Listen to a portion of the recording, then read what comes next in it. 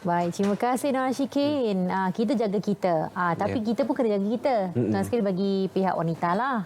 Kalau tiba-tiba si suami berada dalam bilik diam-diam, tiba-tiba pakai baju Melayu, aku terima nikahnya. Oi, bergetar jiwa. Ya, ini satu isu yang dibangkitkan, hangat dibincangkan oleh masyarakat sejak beberapa hari yang lalu, kerana kita tahu pada Sabtu lepas buat pertama kalinya Jawi, Jabatan Agama Islam Wilayah Persekutuan telah pun melaksanakan pernikahan secara dalam talian. Ya, pastinya nama Don Hadi dan Nahdlatul Aisyah tersemat dalam lipatan sejarah negara apabila menjadi pasangan pertama melaksanakan kaedah pernikahan secara dalam talian melalui sidang video baru-baru ini. Kalau tak silap saya minggu lepas lah yang berlaku. Okey, jadi untuk kita berbicara dengan lebih lanjut berkaitan dengan akad nikah dalam talian ini, syarat-syarat kebenaran nikah online bukan sembrono saja, ada syarat-syaratnya.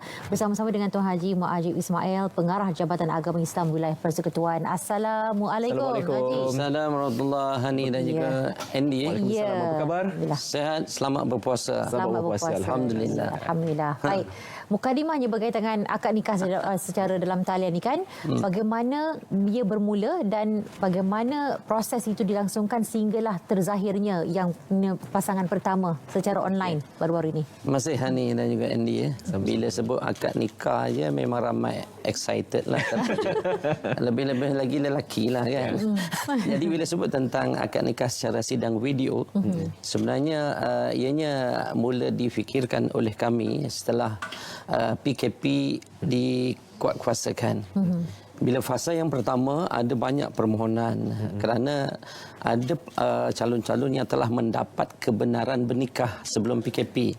Cuma isunya ialah mereka terpaksa menundakan kerana tempoh PKP atas arahan kerajaan, dan kita sendiri, saya sendiri selaku pengarah telah mengeluarkan satu perkeling bahawa akad nikah, khusus kahwin, khusus perkahwinan adalah ditangguhkan sehingga tempoh PKP berakhir. Jadi selepas itu ramailah juga yang hantar email, yang WhatsApp direct kepada saya mengambil kira tentang keperluan itu. Kami telah mengadakan satu mesyuarat dan berbincang dengan pihak-pihak tertentu, termasuklah mengadakan perbincangan bersama dengan Yang Berhormat Datuk Seri Dr. Zulkifli Muhammad Al-Bakri, Menteri di Jabatan Perdana Menteri, dan kita mengambil keputusan bahawa pernikahan secara sidang video sesuai diadakan bagi memenuhi salah satu daripada keputusan yang pernah dibuat, iaitu Muzakarah Jawatankuasa Fatwa Peringkat Kebangsaan yang ke-97 pada 15 hingga 17 hari bulan Disember 2011 yang menghukumkan akad nikah secara talian ataupun video conference ini adalah harus. Daripada situlah sebab sebenarnya bila anak muda ni ramai WhatsApp, dia kata, Ustaz, bagaimana dengan kami? Siapa yang nak tanggung dosa kami kalau sekiranya, saya kata, tempoh PKP mana boleh berjumpa? Tak berjumpa itulah sebenarnya kita ujian kesetiaan. Kesetiaan. Dan macam-macam lagi. Macam-macam lagi. Banyak benda yang terhindar sebenarnya. Ini macam satu perkara yang elok jugalah berlaku suatu PKP ni. Dia sebenarnya bukan calon saja, Hani dan Andy. Ada bapa, 2-3 orang bapa juga yang menelpon saya. Bagaimana Ustaz? Saya kata mudah sahaja. Kalau pemohon itu belum mengemukakan borang permohonan secara online ataupun secara dokumentasi, kita tidak benarkan. Sebab itu memang ditangguhkan sehingga selesai PKP. Tetapi sekiranya telah mendapatkan kebenaran untuk bernikah cuma terpaksa ditangguhkan sebelumnya kerana PKP, kita benarkan. Kerana apa? Kerana dia memenuhi Seksyen 7 Akta Undang-Undang Keluarga 1984. Yang pertama ialah pernikahan boleh dijalankan oleh wali di hadapan pendaftar, ataupun oleh wakil wali di hadapan pendaftar, ataupun oleh pendaftar sendiri. Saya adalah pendaftar nikah cerai dan juga rujuk. Tapi setakat ini saya tidak nikahkan kecuali seorang je selebriti, itu pun atas kehendak dia. Okey. Oleh pendaftar dengan sebagai wakil wali, maknanya wali mewakilkan kepada saya. Itu yang pertama. Yang kedua, kalaulah calon itu tidak mempunyai wali nasab, dia boleh dengan syarat dia telah mendapat kebenaran mahkamah untuk wali raja. Yang kedua, memenuhi rukun-rukun dan juga syarat sah akad nikah. Rukun pastinya ada calon lelaki, calon wanita, adanya wali, adanya 2 orang saksi, dan adanya proses ijab dan qabul. melalui bila sebut tentang nikah atas talian ataupun lebih dengan nikah online ataupun sedang video ini, maksudnya akad nikah tu jelaslah. Sebab adanya calon perempuan, adanya wali, ada orang saksi. Dan di video conference itu adanya calon lelaki. Dan dalam satu tempat yang lain adanya pendaftar nikah cerai dan dulu ataupun imam juru nikah. Dan seterusnya yang seterusnya ialah mereka ni walaupun dah dapat kebenaran untuk menikah, mereka perlu memohon semula kepada kita, memohon kebenaran untuk menjalankan akad nikah secara video conference. Setelah satu tim yang difungsikan oleh Ketua Pengarah Kanan Bahagian Perkahwinan dan Pembangunan Keluarga melihat dan meluluskan, barulah proses itu dapat dilaksanakan. Tapi mesti mematuhi perintah dan perintah kawalan pergerakan dan juga syarat-syarat yang lain. Penjarakan sosial dan sebagainya harus jagalah juga. Ya, banyak sebenarnya syarat-syarat kalau saya tengok semalam di laman web Jawi sebenarnya selain daripada perlu mematuhi PKP dan mendapat kebenaran perkahwinan daripada Jawi, antaranya termasuklah perlu sihat, tidak disahkan positif COVID-19. Lebih terperinci mengenai syarat-syarat tersebut, Puan Najis. Betul, setuju. Sebab walaupun mereka akan diakad nikahkan oleh ayahnya mungkin di dalam rumah itu, tetapi mereka perlulah sihat. Sebab iyalah kalau lepas nikah ni, anda tahu calon suami dia datang banyak tinggal sekali itu saya tak pastilah.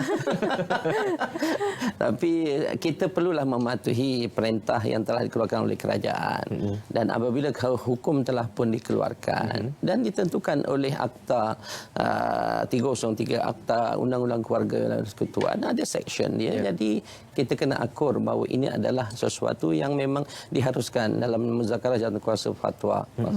Okey, baik, nak memohon secara dalam talian boleh saja hubungi pihak Jawi sendiri untuk dapatkan informasi lanjut. Asalkan memang dah berdaftar sebelum PKP. Okey, dah diluluskan. Dan bagaimana pula bagi mereka yang memang dalam proses, macam yang tadi disebut oleh Tuan Haji, ada yang macam nak pergi kursus tak dapat nak pergi, patutnya dijadual pada bulan yang lalu tapi tak dapat nak pergi. Macam mana pasangan-pasangan ini dapat dibantu? Okey. Yang pertama ialah kena bersabarlah. Contohnya katalah Andy ni masih bujang lagi. Contohlah teringin nak berkahwin, yang pertama ialah kita kena patuhi kerana kita tangguhkan sehingga akhir PKP. Memang kita faham bila duduk di rumah ni tak boleh nak buat apa-apa. Jalan paling mudah ia berhubung dengan pasangan kekasih ataupun dengan calon dia. Tetapi mudah-mudahan di bulan Ramadan ini dia akan lebih menjaga keimanan kita. Sebab kalau kita duduk dalam bilik macam-macam angan-angan, macam-macam perbualan. Jadi kita penuhkan dengan program-program yang lain. Pada saya ialah elok ditangguhkan. Yang kedua ialah kita perlu untuk memahami bahawa perkahwinan ini bukanlah perkara yang enteng ataupun perkara yang perlu diambil mudah, perlu persiapan. Betul, berkahwin itu salah satu daripada sunat, tetapi tanggungjawab itu besar.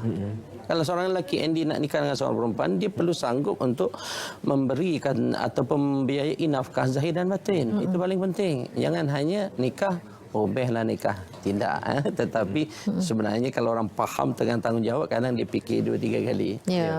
Sebelum kahwin belajar RM10. Lepas kahwin saya rasa lebih lagi. Kalau sehari RM10 tak cukup, betul? Betul, setuju. Betul, jangan. Kalau ikut, suami kena bayar bayaran kereta yang isteri dia pakai. Nasib baik belum jadi suami lagi. Baik, Tuan Haji. Nasib baik. Salah satu elemen juga dalam pernikahan ni adalah mas kahwin. Jadi bila dilaksanakan pernikahan secara dalam talian ini, mas kahwin itu bagaimana? Adakah perlu ditransfer melalui secara dalam talian juga ataupun boleh ditangguhkan selepas PKP atau bagaimana proses boleh. itu? Bila sebut tentang tunai, dia perlulah ditransferkan, tak ada masalah. Sebab sekarang ni setiap hari kita menggunakan aplikasi melalui Maybank online ataupun Bank Islam atau saya sendiri pagi tadi dah 3-4 buat menjalankan transfer. Sebab apabila kita sebut tunai, benda tu perlulah dilaksanakan lah. Maknanya itu lebih baik. Dan yang kedua akan dipaparkan di dalam sidang video itu. Ini contoh, maknanya meyakinkan kepada wali dan juga calon, inilah dia. Dan yang ketiga, bagaimana kita nak mengelakkan daripada penipuan ataupun penyamaran atau sebagainya. Maknanya dalam proses imam juru nikah ataupun pendaftar nikah berhubung dengan kedua-dua calon, yang pastinya sebelum ini mereka dah ada borang di tangan kami. Yang kedua akan diteliti, yang ketiga pengesahan akan dipaparkan IC ataupun sebagainya. Ini paling penting sebenarnya, kita tak nak berlaku penipuan. Sebab sidang video ni perlu ada pengesahan dan yang paling pastinya internet kena kuat. Internet kena kuat. Dan tidak nak lafaz akad tu tersangkut-sangkut pula masalah juga tu. Kita kena ulang balik. Dia banyak kali kena sah ni kalau bila sidang video ni, macam dah transaksi dah keluar, dah masuk dah sah masuk. Kan dia bagi barulah. Ada rehearsal ke? Ada rehearsal. Ada rehearsal. Sebenarnya sehari sebelum itu, bila kita telah buat persetujuan pada 4 hari bulan, imam juru nikah ataupun pendaftar dia akan membina satu WhatsApp group. Dan di mana akan mengaturkan bila time sesuai untuk mengadakan rehearsal. Biasanya sehari sebelum itu. Yang pertama, kita nak tengok istilah pihak-pihak tersebut ada tak smartphone paling kurang. Yang kedua, tengok dia punya kekuatan internet dia. Dan yang ketiga, dia akan cuba untuk melafazkan. Maknanya wali akan cuba melafazkan, contohnya, aku nikahkan di kau dengan si Pulanah binti Pulan dengan mas kahwinnya RM100 tunai. Jadi Andy dia akan kita minta cuba jawab MD. Okey. Cuba jawab contoh. Ya, saya terima nikah. Aku terima nikahnya si Pulanah binti Pulan dan si Pulan dengan mas kahwinnya RM100 tunai. Ini contoh je, simple mudah aja. Maknanya kalau dalam keadaan yang begini mungkin pada dia tiada tekanan. Tetapi dalam keadaan betul, kadang-kadang dia ada tekanan sehingga ayat yang mudah menjadi lupa. Sebab tu kadang-kadang kita bagi mereka wording salahnya. Tapi saya kata sebagai seorang lelaki yang gentleman, jangan tunjukkan kita ni membaca. Kita perlu keyakinan, insyaAllah. Dari hati Dari hati, betul. Okey, baik. Jadi saranan juga panduan kepada mereka yang memang kalau ikut hajatnya nak menikah lah dalam masa yang terdekat ni, tapi disebabkan PKP banyak benda yang terhalang, mungkin internet kat rumah tak kuat. Jadi dia akan cakap, sayangku, internet memisahkan kita. Mereka tak boleh nak teruskan. Okey, jadi apa saranan dan juga nasihat terbaik yang disampaikan kepada pasangan kita ni? Okey, nasihat yang terbaik daripada saya lah, yang pertama, kita perlu muhasabah balik diri kita dan bersabarlah dengan ujian ini. Yang kedua, kita kena bersangka baik dengan Allah Subhanahu Wa Taala. InsyaAllah. Ada perkara yang buruk pun mungkin ada kebaikan. Ada perkara yang baik mungkin menjadi ujian kepada kita.